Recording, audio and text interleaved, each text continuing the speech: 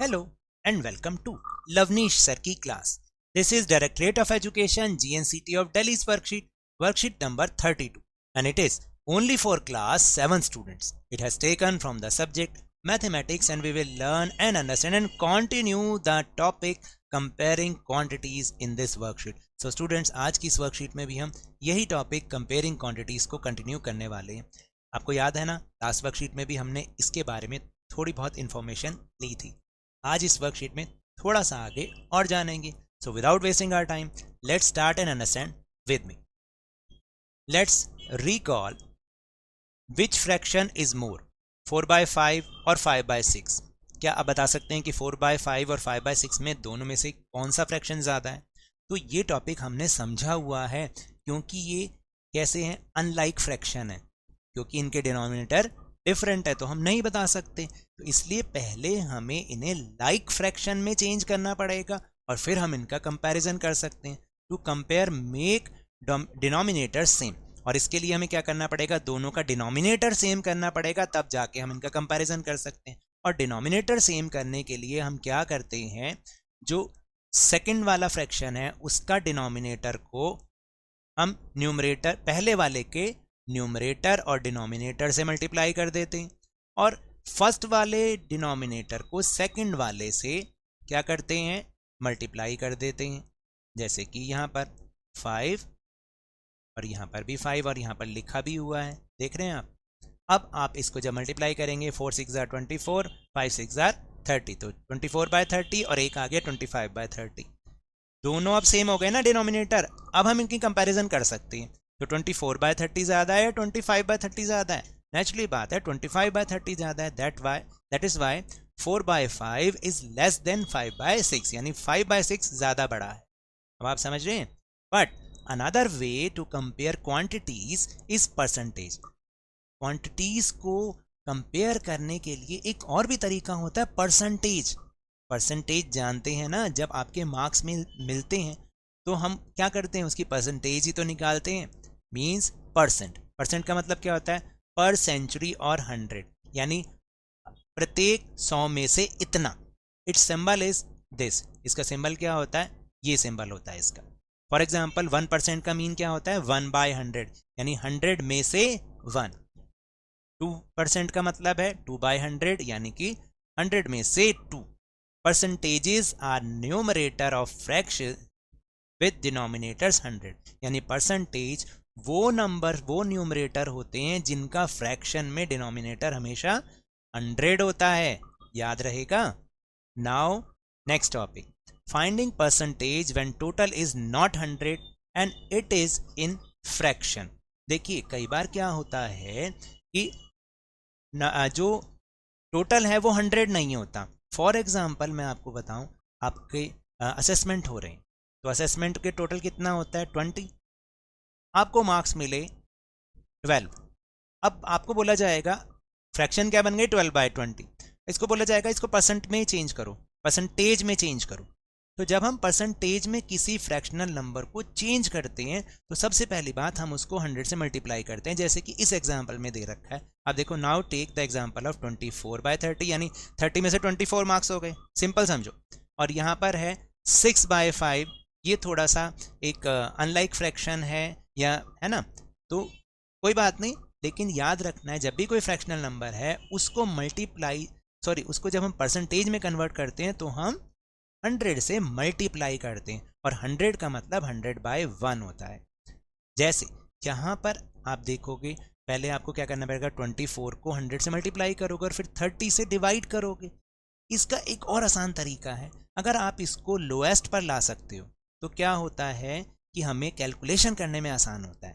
देख लेते हैं एक बार, इनमें कॉमन क्या है, ये कौन से टेबल में आते हैं दोनों नंबर, 24 और 30, 6 के टेबल में. 6 4s are 24, 6 5s are 30. तो क्या बन गया, 4/5. अब 4/5 को आप 100/1 से मल्टीप्लाई कर लो. 4 को किया तो क्या बना, 400. 5 को 1 से किया 5. अब आप डिवाइड करके जब देखोगे तो क्या आएगा, यहाँ पर 80. ठीक है, तो 80% बन गया. परसेंट का साइन जरूर करना, क्योंकि हमने परसेंटेज में चेंज किया है, तो हम परसेंटेज का साइन लगाएंगे. अब इसी तरीके से यहाँ पर 6/5 है, इसको हमें परसेंटेज में चेंज करना है तो 100/1 से मल्टीप्लाई कर देंगे। ये बन जाएगा 600 और ये बन जाएगा 5। डिवाइड करके देखोगे आंसर आएगा 120 और परसेंट का साइन तो बन गया 120%। ठीक है, अब यहाँ पर इसकी कुछ एक्सप्लेनेशन है, वो ध्यान दे दीजिए उसको। Here we can observe that when we want to find percentage, we just multiply by 100, and when we want to remove percentage sign, we just divide 100। तो अभी मैं आपको दूसरा भी एग्जांपल दे रहा हूँ कि जब मैंने परसेंटेज में चेंज किया तो मैं 100 से मल्टीप्लाई करूँगा, लेकिन अगर मैं परसेंटेज का साइन हटाऊँगा तो मैं 100 से उसको डिवाइड करूँगा। Now take 20%। 20% का मीन होता है 20 और मैंने क्या किया, 100 से डिवाइड करना है, परसेंटेज को हटाना है, तो 20/100 बन गया। अब 20/100 को जब हम किस में चेंज करते हैं, डेसिमल में चेंज करते हैं, तो डेसिमल में कैसे चेंज करते हैं ये भी हमने पहले सीखा हुआ है कि अगर नीचे 2 zeros हैं तो आंसर में भी हमें राइट हैंड की तरफ से 2 डिजिट पहले डेसिमल लगाना है। तो आप इसको बहुत आसान तरीका है, जब भी ऐसा होता है ऊपर जितना आंसर लिखा हो पहले तो उसको लिख दो, ठीक, और नीचे कितनी जीरो है, 2 0 है, तो 2 डिजिट से पहले 1 और 2 यहाँ पर डेसिमल लगेगा, लेकिन खाली हम 0.20 नहीं कह सकते तो हम 0 अपने आप से लगा देते हैं, तो इसलिए आंसर ये बनता है। इसी तरह से जब 25% करोगे 25/100 और उसको 0.25 उसका डेसिमल नंबर बन जाएगा। अब यहाँ पे लिखा भी है percentage related to proper fraction are less than 100, यानी जो प्रॉपर फ्रैक्शन होंगे हमेशा उसका आंसर जो परसेंटेज आएगी वो 100 से कम ही आएगी, लेकिन जो इम्प्रॉपर फ्रैक्शन होते हैं जैसे कि 6/5 इसका आंसर हमेशा 100 से ज़्यादा ही आएगा, 100 से ज़्यादा आएगा। ये बात ध्यान रखने वाली है। Now will move on third topic. Decimals can also be converted into percentage, यानी हम डेसिमल को भी परसेंटेज में चेंज कर सकते हैं, जैसे 0.56। ठीक है, अब आपने जैसे डेसिमल लगाया था, अब डेसिमल हटाना भी आपको आना चाहिए। अगर पॉइंट के बाद डेसिमल के बाद 2 डिजिट हैं तो हम नीचे डिवाइड में डिनोमिनेटर में क्या करते हैं, 1 के बाद उतनी ही जीरोज लगा देते हैं, तो 0.56 का मतलब हो जाता है 56/100। अब हमें फिर से इसको परसेंटेज में चेंज करना है, तो ऊपर फर्स्ट जो टॉपिक समझा था तो आपको 100/1 से मल्टीप्लाई करना है, ऊपर आ जाएगा। देखो अब क्या बन जाएगा, 56/100 मल्टीप्लाई बाय 100/1, तो 100 से 100 कट हो गया, रह गया कितना, 56%। This is your answer. अब इसी को ध्यान में रखते हुए हमें टेबल को कंप्लीट करना है। यहाँ पर है 1/2, जब हमने डेसिमल में चेंज किया 0.5 और परसेंटेज में चेंज किया तो 50%। इसी तरह से 3:1/4 बनता है डेसिमल में 3.25 और परसेंटेज में बनता है 325, क्योंकि ये एक कैसी है, अनलाइक फ्रैक्शन है, इम्प्रॉपर फ्रैक्शन। अब इसको चेंज करना है 75%, इसको पहले डेसिमल में चेंज करना है, तो डेसिमल में चेंज करने से पहले मैं फ्रैक्शन में चेंज कर देता हूँ, ये बन जाएगा 75/100। ठीक, अब डेसिमल में चेंज करूँगा, नीचे कितनी जीरो हैं, 2 0 हैं, तो डेसिमल भी 2 डिजिट के पहले लगेगा, ये बन जाएगा ऐसे। और इसको हम और छोटा कर सकते हैं, हम इसको कर सकते हैं 25 3 * 75, 25 4 * 100, तो 3/4 is your answer. Now will move on next examples. Question number 1, एक इस तरीके भी क्वेश्चन, आप ना क्वेश्चन की लैंग्वेज याद कर लो। फाइंड 15% ऑफ 600 मीटर्स, 600 मीटर का 15% निकालना है। जब भी ऐसा लिखा होता है कि फाइंड 15% ऑफ दिस नंबर, तो आप उस नंबर को सिर्फ 15 बाय जो भी परसेंट है बाय 100 से मल्टीप्लाई कर दिया करो। जैसे यहाँ पे 15% है तो हम 600 को 15/100 से मल्टीप्लाई कर देंगे। 0 से 0 कट, 0 से 0 कट, रह गया कितना, 15 मल्टीप्लाई बाय 6 जो कि होता है 90, इसलिए answer is 90 metre. Next question number 2, find 10% of 1 hour. अब 1 आवर का कैसे निकालें, 1 आवर का मतलब लेकिन ये भी होता है 60 मिनट्स, तो 60 मिनट्स का हम 10% निकाल लेते हैं। 10% का मतलब 10/100 और 60 को आप 10/100 से मल्टीप्लाई कर दो। 10 से 10, 10 से 10, रह गया कितना, 6, तो 6 minute is your answer. Now, question number 3, a survey has been done of 60 students and got the information that 25% like to read comics. 60 बच्चों को, 60 स्टूडेंट्स का एक सर्वे किया गया जिनसे पता चला कि 25% कॉमिक्स पढ़ना पसंद करते हैं। Now, we find how many of them like to read comics. अब हमें ये पता लगाना है कि 25% का मतलब कितने बच्चे कॉमिक्स पढ़ना पसंद करते हैं। तो टोटल नंबर कितना है 60, और कितने परसेंट पसंद करते हैं 25%। तो हम 60 का 25% निकाल लेते हैं। तो मतलब हम 25/100 को 60 से मल्टीप्लाई कर देते हैं, या 60 को 25/100 से मल्टीप्लाई कर दो, बात एक ही। आप इसको ऐसे भी लिख सकते हो, बात सेम। ठीक, 10 से 10।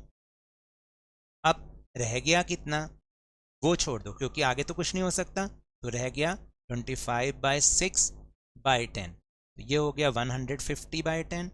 10 से 10 रह गया कितना 15। This is your answer. 15 students were like to read comics, यानी 15 स्टूडेंट्स कॉमिक्स पढ़ना पसंद करते हैं। Now the time for practice, let's take out your maths notebook. अब क्वेश्चन करते हैं। Question number 1, estimate how much part of the following figure has been shaded and then find the percentage of shaded region।